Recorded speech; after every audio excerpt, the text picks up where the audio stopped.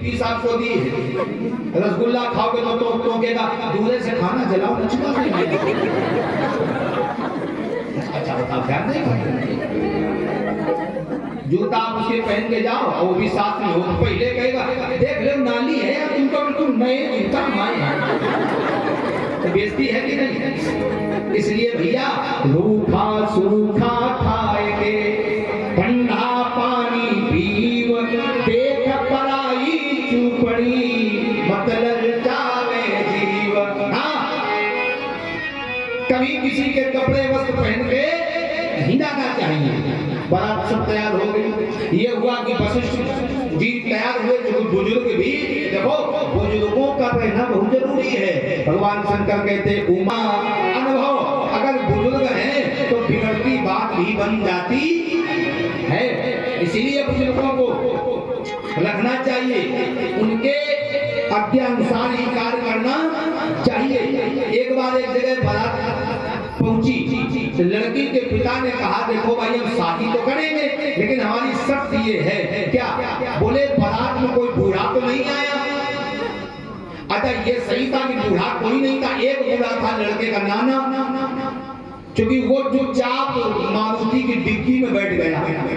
ये हुआ था कोई बूढ़ा नहीं जाएगा, दूर की बारात है। नाना बोले ब्याह हो जाए ना, वो हम तो जाएंगे, हमारा अकेला नाती, तो डिग्गी में नाना धरे गए। ये हुआ कि कोई बूढ़ा नहीं आया, बोले जन्माष्टमी में देखो लोग भेजे गए, कोई बूढ़ा नहीं दिखा। बोले महाराज कोई बूढ़ा नहीं आया, ठीक है। तो लड़के के पिता ने कहा ठीक है बारात लाएं। तो लड़की के पिता ने कहा एक और शर्त है। बोले अब क्या शर्त है? बोले हमारी नदी, हमारे गांव में नदी है, नदी में जितना जल बह रहा है उस जल की जगह दूध बहाना है। ये शर्त अगर मंजूर नहीं, ठीक शादी वापस कैंसिल नहीं हो, ले जाओ अपनी बारात। अब साहब बड़ी समस्या, बड़ी पटी बात करती है, शर्त भी बड़ी गजब की, जितना नदी में जल, जल की जगह दूध, ये तो संभव कार्य है, हो ही नहीं सकता है। निराश होकर सब बाराती आए, लड़के ने डिग्गी खोली, नाना निकल गया, खतरा हो गया। क्या? बोले बारात वापस जा रही है, क्या हो गया? बोले लड़की के पिता ने एक शर्त रखी है कि नदी में जितना जल है, जल की जगह दूध बहाना है, असंभव काम है। देखिए ये बुजुर्गों का अनुभव। नाना बोले काय पगलन, ये बताओ ये छोटी छोटी बातों में से बारातें लौटती हैं? दूल्हा ने कहा तुम्हें छोटी बात लग रही है, बुढ़ापा में सरिया गए हो, जितना जल जल में दूध और फिर नदी में उतना बहाओ, ये संभव है? बुजुर्गों का अनुभव देखना। बुजुर्ग ने कहा हमको साथ में लेके चलो। नाना पहुंचे, हाँ शर्त क्या है? लड़की के पिता ने कहा शर्त ये है कि नदी में जितना जल है, जल की जगह दूध बहाना है। तो लड़के के नाना ने कहा ठीक है आपकी शर्त हमें मंजूर है, लेकिन मेरी एक शर्त है। तुम्हारी क्या शर्त है? नाना ने कहा शर्त मेरी ये है कि नदी का पानी तुम खाली करा दो और दूध की धार हम लगा देंगे। नदी का पानी खाली हो नहीं सकता और दूध की धार, ये है बुजुर्गों का अनुभव। उमा का हूं मैं अनुभव। जोश और होश जब एक साथ होंगे तो काम बन जाएगा, क्योंकि लड़कों में होता है जो एकदम का भिड़ जाए तो बड़ी बात है, लेकिन हमारे बुजुर्ग ज्ञानी मारे ज्ञान थे, रोम रोम विध जाए, मूर्ख मारे लठते तो फाट खो पड़ा। ज्ञानी सो ज्ञानी मिले, हो गए सुख संवाद, गधा सो गधा मिले तो चले झाझर विचार करना। एक गांव में एक आदमी रहता था, उसका नाम था खुराफाती।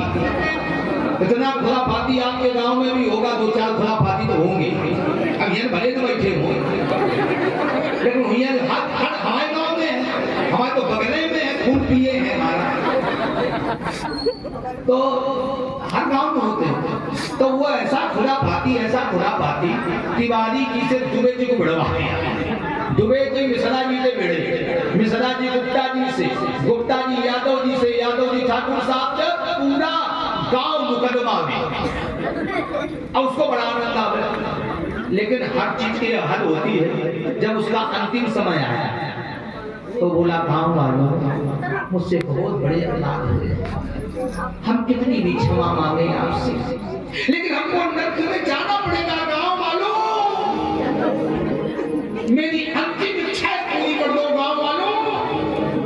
लोग श्रद्धा में आ गए। कोई बात नहीं भैया, जो हो गया हो गया, तो तुम जा ही रहे हो, दुनिया छोड़ के तुमसे कोई खतरा। घंटे 2 घंटा गए हो, बताओ अंतिम इच्छा क्या है? वो बोला खाऊं वालों, मेरी अंतिम इच्छा है कि मैंने जो कार्य गलत किया है उसका पश्चाताप करना चाहता हूं। गांव के लोगों ने बताओ क्या किया? वो बोला जब हम मर जाए तो मेरे मुंह में फूटा घुसेड़ देना, हमारे मुंह में फूटा गाड़ देना, हमें पाप का प्रायश्चित मिल जाएगा। गांव बोले ठीक है, मर गया। गांव के 5 आदमी के बबूल को ही भी फूटा ले आए और उसके मुंह में दिया गाड़। अब माल की उड़ाई गई तो फूटा ले गए, चल एक की ताली पे धरे गए। जो बात उनसे निकले विभूर के लिए तो थाने में फेंक कर खड़ा कर, ये क्या है? पुलिस मुर्दा है। मुंह में क्या है? सब फूटा है। फूटा की फूटा, अच्छा फूटा गाड़ के मार के ले जा। 302 का मुकदमा लगा, सब जेल में गए। गाँव वाले बोले एक बात है, बढ़ते बढ़ गया खुदा पाप नहीं।